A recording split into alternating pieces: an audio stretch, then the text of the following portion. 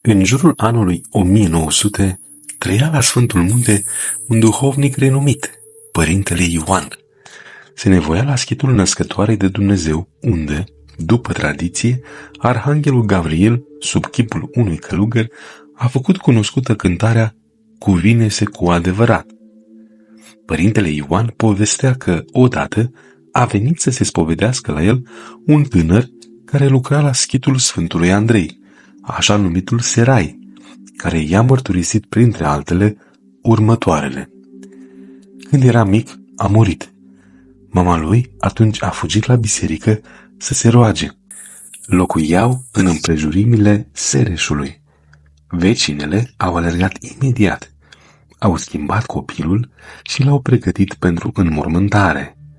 Mama lui, în acest răstimp de 4-5 ore, s-a aflat în biserica satului, rugându-se fierbinte Maicii Domnului. După aceea, s-a întors acasă și i-a îndepărtat pe toți. Au privit-o bănuitori și ziceau că și-a ieșit din minți, pentru că era văduvă, iar mortul singurul ei copil. Când toți au ieșit afară, și-a schimbat hainele, s-a pregătit, a venit lângă copilul mort, s-a întins și i-a zis: Scoală-te, copilul meu, pentru că ești mic. Voi muri eu în locul tău, căci așa este porunca Maicii Domnului. Când vei fi mare, vei merge să slujești în grădina ei, la Sfântul Munte. Și copilul a înviat, iar mama a murit. Când a împlinit 25 de ani, s-a angajat lucrător la Sfântul Munte. După ce s-a spovedit părintelui Ioan și i-a povestit viața lui, bătrânul duhovnic l-a trimis într-un loc retras, departe, la Catunachia, și acolo a devenit monah, iar, după câțiva ani, a adormit în sfințenie. Părintele Ioan, după ce acesta a plecat la ceruri, a povestit întâmplarea cu învierea din morți, dar nu și ceea ce i-a povestit tânărul că a văzut în vreme ce se afla mort. Cu mulți ani în urmă, un preot cu viață sfântă a fost întrebat, cu puțin înainte de moarte, de un frate preot: De ce întârzi atât de mult, părinte, la închinăciuni și mai ales înaintea icoanei preasfintei născătoare de Dumnezeu? Bătrânul a mărturisit și a zis: Când am fost hirotonit preot, preasfânta născătoare de Dumnezeu a fost cea care m-a pus să îngenunchez înaintea Sfântului Altar și să primesc prin mâinile episcopului harul preoției, și a început să plângă. Peste câteva momente, chipul acestui preot pregătit de moarte a strălucit și el a continuat: De atunci n-am făcut niciodată închinăciunile până ce mai întâi nu venea ea să mă binecuvinteze și totdeauna am slujit în prezența ei. Iar acum o aștept să vină să mă ia, căci așa mi-a promis. La un moment dat, pe când îi rostea numele și își făcea cruce, fața lui și locul unde era au strălucit și, plecându-și capul, bătrânul și-a dat duhul. Maica Domnului își ținuse promisiunea.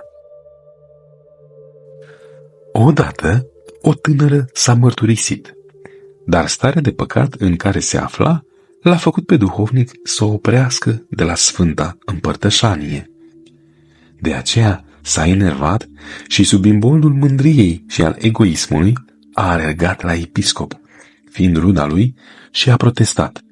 Episcopul i-a zis: Vino duminică la biserica unde voi sluji eu și te voi împărtăși. Tânăra s-a dus, dar în momentul când a ajuns înaintea Sfântului Potir, a apucat-o o vomă îngrozitoare și a eliminat un lichid negru. Bineînțeles că nu s-a împărtășit, mai ales că avea dureri de stomac, rămas pentru duminica următoare. A ținut post și a venit. Ajungând iar în fața Sfântului Potir, gura îi era înțepenită. A făcut mai multe eforturi, dar fără rezultat. A început să mugească, i s-au dat ochii peste cap și s-a îndepărtat. Și-a amintit de duhovnic și s-a dus la el. Acesta i-a zis: te vei împărtăși atunci când am stabilit, nici o zi mai puțin, și vei vedea harul divin. A așteptat, s-a împărtășit atunci când i-a zis duhovnicul și pacea s-a așternut peste sufletul ei. La fel i s-a întâmplat și părintelui Iacov Tzalichis. Cândva, el ne povestea, fiind de față și doamna preoteasă și părintele Luca Filoteitul, că a venit la sfinția sa un creștin ziarist cu renume să se împărtășească, dar fără pregătirea corespunzătoare. În momentul când a întins spre el lingurița, a văzut că era negru din cauza stării lui interioare. Era nepregătit, necurat, murdar, din cauza nespălării duhovnicești, mai ales că se ocupa și cu magia. Părintele spunea: am văzut că atunci când lingurița a ajuns aproape de gura lui, într-o clipită, o strălucire ca de fulger a ieșit din trupul și sângele Domnului, a trecut pe deasupra capului meu și s-a pierdut. S-a stins în spatele Sfintei Mese. Pentru toți aceia care se îndoiesc și refuză dogma Sfintei Treimi, vom relata cazul Sfântului Augustin. Acesta, obosit de ideile referitoare la dogma Sfintei Treimi, în special de ființa dumnezeirii, a Tatălui și a Fiului și a Sfântului Duh, se plimba pe malul mării. Acolo a întâlnit un copilaș care săpase o groapă în nisip, lua cu o căniță apă din mare și o turna în groapă. Copilul venea și pleca continuu. Sfântul Augustin l-a urmărit mult timp, iar la sfârșit s-a apropiat de el și i-a zis: ce faci, copile, aici? Încerc să golesc marea și să o aduc în groapa aceasta.